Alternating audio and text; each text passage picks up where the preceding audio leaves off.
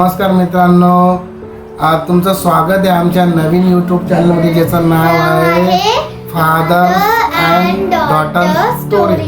तर या चॅनलमध्ये तुम्हाला खूप मस्ती बघायला भेटणार आहे. नवीन नवीन रेसिपीज आम्ही प्रयत्न करू की आदितीच्या हाताने बनवू, मी माझ्या हाताने बनवू आणि आदितीला खाऊ घालू आणि आमच्या मस्तीमधून अजून काहीतरी चांगलं शिकायला भेटणार आहे जे की आम्ही तुम्हाला शेअर्स करू. आणि तुमच्याकडे जी आयडिया असेल आम्हाला कमेंट करून सांगा, आम्ही त्याच्यावर पण चॅलेंज करू आणि व्हिडिओ तो बनवण्याचा प्रयत्न नक्की करू. तर आता तर आदितीला सुट्ट्या लागलेल्या आहे, जस्ट तिची एक्झाम संपलेली आहे. तर कशी गेली आदिती तुझी एक्झाम? खूप चांगली गेली, पण जेव्हा पेपर आलता हातात तेव्हा खूप घाबरलेली, म्हणजे डर झाला. हा, प्रत्येकाच्या जीवनामध्ये घाबरणं हा प्रकार येतोच आणि जरुरी नाही की तो एक्झामच्या वेळेसच जीव घाबरत असेल. घाबरण्याचे अनेक वेगवेगळे प्रकार असतात. तुम्ही एक्झामच्या वेळेस घाबरतात, कधी रस्त्याने चालताना घाबरतात, कधी तुमच्या पुढे काही कॉम्पिटिशन येतं त्याच्या वेळेस तुम्ही घाबरतात, काहीतरी रेस असते तेव्हा तुम्ही घाबरतात, कधी तुम्हाला नोकरी पाहिजे नसते तेव्हा तुम्हाला जीव घाबरतो. तर घाबरण्याचे खूप प्रकार आहे, पण त्या घाबरल्याने आपल्याला कधी फायदा होतो का? नाही होत. प्रत्येक वेळेस घाबरल्याने तुमचं नुकसानच होणार आहे. तर ते नुकसान न व्हावं यासाठी तुम्हाला घाबरायला पाहिजे नाही. याच्यावर एक माझ्याकडे एक स्टोरी ती मी तुम्हाला सांगतो आणि शेअर्स करतो. तर काय असतं की एकदा विदेशामध्ये एक 3 कैदी असतात, त्यांना जेल झालेली असते आणि त्यांना फाशीची शिक्षा सांगितलेली असते जजने. पण तेव्हा काय होतं की तिथल्या वैज्ञानिक काय करतात की त्यांच्यावर एक रिसर्च करतात की आपण यांना फाशीला देता यांच्यावर आपण रिसर्च करू. तिघी कैद्यांना एका ठिकाणी बोलवलं जातं, त्यांना बसवलं जातं आणि त्यांच्या समोर मोठमोठे नाग असतात जे पूर्ण जहरीले असतात, फन काढलेले, ते त्यांच्या समोर ठेवले जातात आणि त्यांना सांगतात की आमचा रिसर्च आहे आणि आम्ही तुम्हाला फाशी न देता या साप तुम्हाला डसतील, चावतील आणि तुम्ही तुरंत मरून जाणार असं सांगितलं जातं. ते पूर्णपणे घाबरतात, त्यांचे हृदय धडधड करायला लागतं, त्यांना असं वाटतं की आता आमचं काय होईल. मग त्यांच्या डोळ्यांना पट्टी बांधतात आणि ते जे वैज्ञानिक आहे त्यांना साप न चावू देता पिन टोचतात आणि पिन टोचल्याने काय वाटतं माहिती का, त्यांचे डोळे बंद असतात. मग त्यांना काय वाटतं आधी की अरे मला तर साप चावला, मग मी आता मरून जाईल. मग ते खूप असे घाबरतात आणि तुरंत मरून जातात आणि एक नाही तिघ ते कैदी मरून जातात.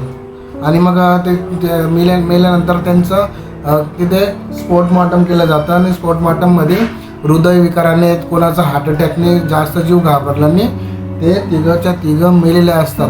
तर काय होतं माहिती आहे का की आपण म्हणजे जहरच्या पहिलेच किंवा काही होण्याच्या आधी त्याच्या भीतीने माणूस घाबरून आणि मरून जात असतो. आणि याच्यामुळे काय होतं की आपण आपलं नुकसान करून बघतो. जर तुम्ही एक्झामला जात असणार तर त्या कंडिशनमध्ये काय असतं की आपल्याला भीती वाटते आणि ती भीतीने काय होतं की आपण काय अभ्यास केलेला असतो ना तो आपण विसरून जातो. आपल्याला टेन्शन येतं की माझं काय होईल, मी पास होईल का नाही होईल, मी पुढं जाईल का नाही जाईल, मला सुचेल का नाही सुचेल, असं बऱ्याचशा गोष्टी आपल्या डोक्यात येतात आणि त्यावेळेस आपण जे अभ्यास केलेलं असतं ते आपण पूर्णपणे विसरून जातो. आपली ओरल असते तोंडी, त्या ठिकाणी देखील असं होतं की आपण भीतीमुळे आपले हातपाय थरथर करतात, आपल्याला काही सुचत नाही आणि आपण त्या ठिकाणी नापास होऊ शकतो, फेल होऊ शकतो. आपल्याला पूर्णपणे या गोष्टीमध्ये अपयश येतं. त्याच्यामुळे भीती ही मनातून काढून टाकली पाहिजे. जे होईल ते बघितलं जाईल, जे होईल ते चांगलंच होईल असं आपण विचार करून चाललं पाहिजे.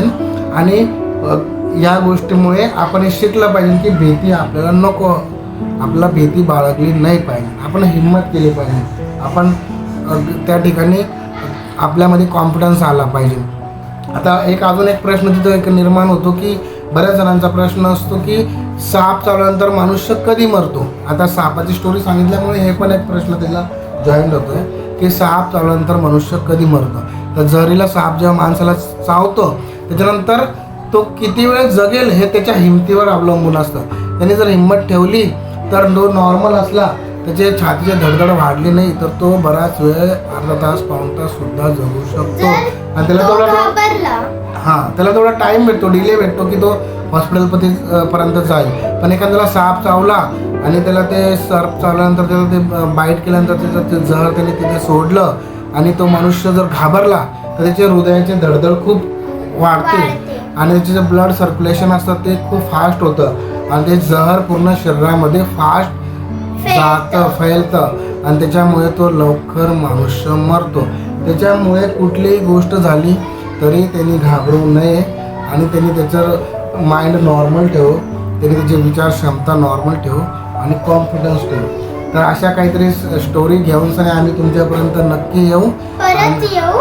हां, आणि आमचे हे चॅनल तुमच्या मुलांसाठी नक्की तुम्ही सबस्क्राईब करा आणि बेल आयकॉन दाबा आणि अशा नवनवीन व्हिडिओसाठी आमच्या चॅनलला सबस्क्राईब करा. आणि जे बी तुमचे नेबर या फिर कोणी असेल त्यांना हे व्हिडिओ शेअर करा.